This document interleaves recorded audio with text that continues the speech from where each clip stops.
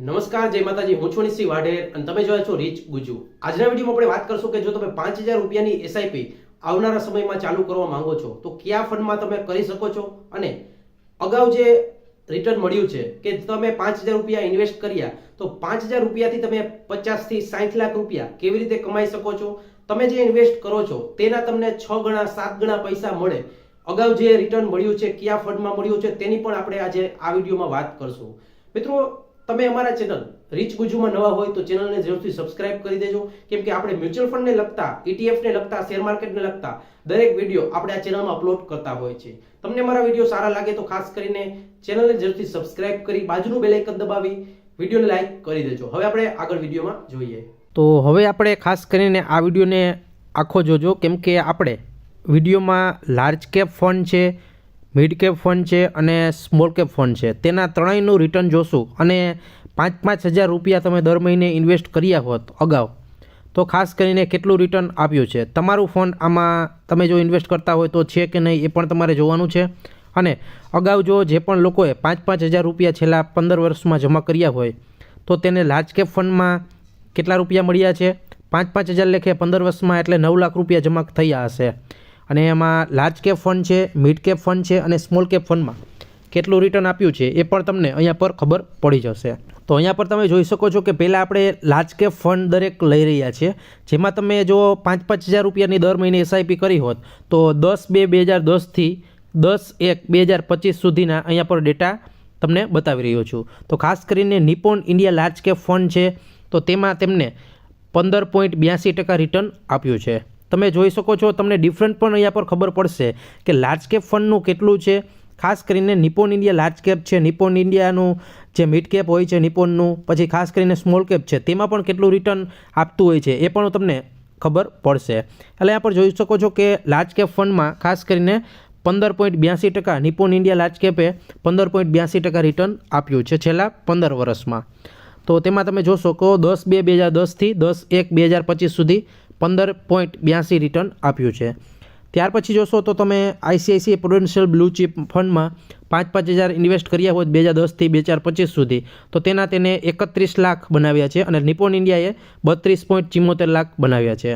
ત્યાર પછી મીરાઈ ascent large cap fund છે તેને 29,84,000 બનાવ્યા છે, 14.75% રિટર્ન આપ્યું છે. એસબીઆઈ બ્લુ ચીપ ફંડ છે એ ખાસ કરીને લાર્જ કેપ ફંડમાં આવે છે, તેને પણ રિટર્ન 5,000 લેખે એટલે કે 9 લાખ તમે ઇન્વેસ્ટ કર્યા હોય તો તેનું 28,71,000 બનાવે છે, 14% રિટર્ન આપ્યું છે. ઇન્વેસ્કો ઇન્ડિયા લાર્જ કેપ છે તેને પણ 14% રિટર્ન આપ્યું છે.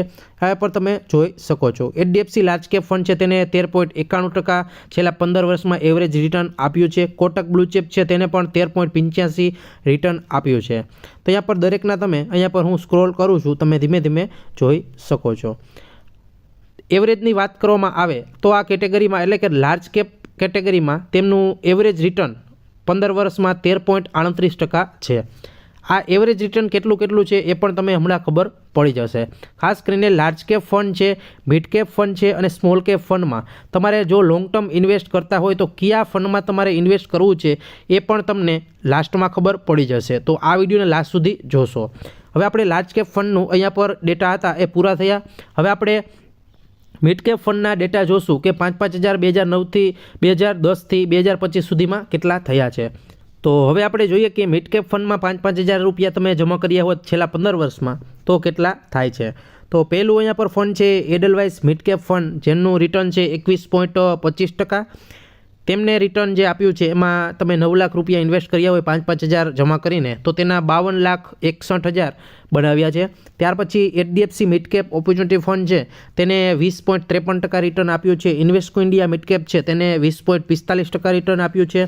કોટક ઇમર્જિંગ ફંડ છે તેને પણ ખાસ કરીને 20.45% રિટર્ન આપ્યું છે. નિપોન ઇન્ડિયા ગ્રોથ ફંડ છે તો તે ખાસ કરીને મિડ કેપમાં આવે છે તો તેને 18.98% રિટર્ન આપ્યું છે.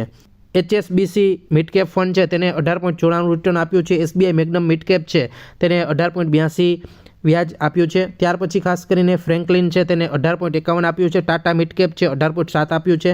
ક્વાન્ટ મિડ કેપ છે એનું પણ તમે જોઈ શકો છો કે 18.19% રિટર્ન આપ્યું છે. ક્વાન્ટ મિડ કેપે 40 લાખ બનાવ્યા છે 9 લાખના.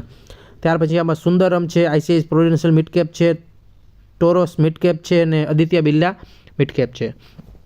અહીંયા પર જો તમે રિટર્નની વાત કરશો, એવરેજ રિટર્ન છેલ્લા 15 વર્ષમાં, આગળ આપણે લાર્જ કેપ ફંડમાં જોયું તો તેમાં જે એવરેજ રિટર્ન હતું એ 13થી 14% રિટર્ન હતું, અને અહીંયા પર મિડ કેપ કેટેગરીમાં એવરેજ રિટર્ન છેલ્લા 15 વર્ષનું છે એ 18.69% છે. તો અહીંયા સુધી તમને સાફ થઈ ગયું હશે કે લાર્જ કેપ ફંડમાં અથવા તો તમને મિડ કેપ ફંડમાં તમારે કેમાં ઇન્વેસ્ટ કરવું જોઈએ. લોંગ ટર્મ તમે પૈસા ઇન્વેસ્ટ કરો છો તો તમને સાફ થઈ ગયું હશે. હવે આપણે છેલ્લું જે ફંડ છે સ્મોલ કેપ ફંડ, તેની સાથે પણ કમ્પેરિઝન કરી લઈએ કે 5,000 રૂપિયા આપણે જમા કર્યા હોય તો કેટલા બને છે અને એવરેજ રિટર્ન કેટલું છે એ પણ તમારે જોવું ખૂબ જ જરૂરી છે. તો હવે આપણે જોઈ લઈએ કે સ્મોલ કેપ ફંડમાં 5,000 રૂપિયાની એસઆઈપી તમે કરી હોય તો કેટલા રૂપિયા બન્યા હતા. તો અહીંયા પર તમે જોઈ શકો છો કે SBI સ્મોલ કેપ ફંડ છે જેમાં તમે 5,000ની એસઆઈપી કરી હોત 2010થી લઈને 2025 સુધી, એટલે કે છેલ્લા 15 વર્ષમાં, તો તેના તમને ખાસ કરીને 22.49% રિટર્ન મળ્યું છે. તમારે 9 લાખ રૂપિયા ઇન્વેસ્ટ કર્યા હોય તો 58,66,000 બન્યા છે. ખાસ કરીને રિટર્ન છે SBI સ્મોલ કેપનું એ 22.49% છે. ત્યાર પછી છે DSP સ્મોલ કેપ, તેને 21.7% રિટર્ન આપ્યું છે અને 51,76,000 બનાવ્યા છે. ફ્રેન્કલિન ઇન્ડિયા છે તેને પણ 20.39% રિટર્ન આપ્યું છે. કોટક સ્મોલ કેપ છે તેને પણ 20.19% રિટર્ન આપ્યું છે. ક્વાન્ટે પણ ખાસ કરીને 19.98% રિટર્ન આપ્યું છે, તેને પણ 47 લાખ રૂપિયા બનાવે છે. HDFC સ્મોલ કેપ છે તે પણ તમે જોઈ શકો છો કે 19.25% છેલ્લા 15 વર્ષમાં રિટર્ન આપ્યું છે. એવરેજ સુંદરમ સ્મોલ કેપ છે તેને પણ 17.61% રિટર્ન આપ્યું છે. હવે અહીંયા પર આપણે એવરેજની જો વાત કરવામાં આવે તો લાર્જ કેપનું જે એવરેજ રિટર્ન હતું એ 13થી 14 હતું, અને અહીંયા પર મિડ કેપનું આપણે જોયું તો તે પણ 18%ની આસપાસ હતું. અને અહીંયા હવે ખાસ કરીને કેટેગરી વાઇઝ જો જોઈએ તો સ્મોલ કેપ ફંડનું રિટર્ન છે 19થી 20% તમને જોવા મળ્યું છેલ્લા 15 વર્ષમાં. તેમાં પણ આપણે નિફ્ટી સ્મોલ કેપનું જે પણ રિટર્ન છે એ 18% રહ્યું છે, અને એવરેજ આ દરેક ફંડનું જોઈએ તો એવરેજ 19.38% એવરેજ રિટર્ન મળ્યું છે.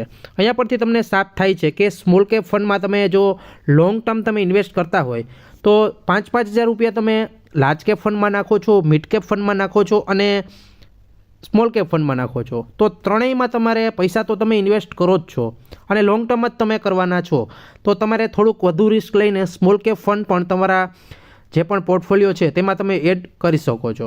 જો તમે 5,000 રૂપિયાની એસઆઈપી કરતા હોય તો તમને જેમ લાગે એમ, તો એમાં તમે 2,000 રૂપિયાની 3,000 રૂપિયાની એસઆઈપી સ્મોલ કેપ ફંડમાં પણ કરી શકો છો. હું જો કરતો હોત તો ખાસ કરીને સ્મોલ કેપ ફંડ જ પ્રિફર કરત, કેમ કે લોંગ ટર્મ મારે પૈસા ઇન્વેસ્ટ કરવા છે અને ક્યાંય પણ મારે આગળ જરૂરત નથી. તો ખાસ કરીને 15થી 20 વર્ષનો તમારો ટાર્ગેટ હોય તો તમારે સ્મોલ કેપ ફંડ વધુ પ્રિફર કરવાના છે, અને 1થી 2 તમારે એક લાર્જ કેપ અને એક મિડ કેપ પણ તમે પ્રિફર કરી શકો છો. એક લાર્જ કેપ, એક મિડ કેપ અને 3 તમારે સ્મોલ કેપ ફંડ, એવી રીતે તમે લઈ શકો છો. આવી રીતે તમે 5,000 રૂપિયાની એસઆઈપી કરો તો તમારું એવરેજ રિટર્ન 16-17% તમારું થઈ જ જાય લોંગ ટર્મમાં. તો આ એક તમારો બેસ્ટ પોર્ટફોલિયો પણ બની શકે છે. આશા રાખું છું આ વિડીયો તમને ગમ્યો હશે. આવા જ વિડીયો જોવા માટે ચેનલમાં નવા હોય તો રીચ ગુજુને અત્યારે જ સબસ્ક્રાઈબ કરી દેજો. અગાઉના જે પણ વિડીયો અપલોડ આપણે કર્યા છે એ પણ દરેક વિડીયો ઇમ્પોર્ટન્ટ છે, તો ખાસ કરીને ચેનલની વિઝિટ જરૂર કરજો. ચેનલમાં નવા હોય તો સબસ્ક્રાઈબ કરી દેજો. જય હિન્દ, વંદે માતરમ.